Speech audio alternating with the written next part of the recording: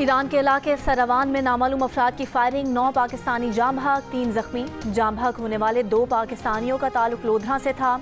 वाक़े की इत्तला मिलने के बाद अहले खाना गम से निढाल। ईरान में पाकिस्तानी सफ़ीर मुदस्सिर टीपू का ईरान से वाक़े की तहकीकात में मुकव्वल ताउन का मुतालबा। एक बयान में कहा कि पाकिस्तानियों के हौलनाक कत्ल पर गहरा सदमा है। सिफारत खाना सोगवार ख़ानदानों की मुकम्मल मदद करेगा।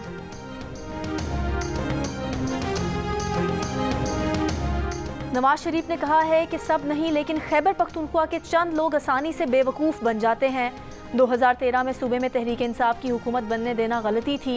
ये बीमारी खैबर पख्तूनख्वा से ही आई है। हमें 2013 में इनकी हुकूमत बनने ही नहीं देनी चाहिए थी। ना होता बांस, ना बचती बांसुरी।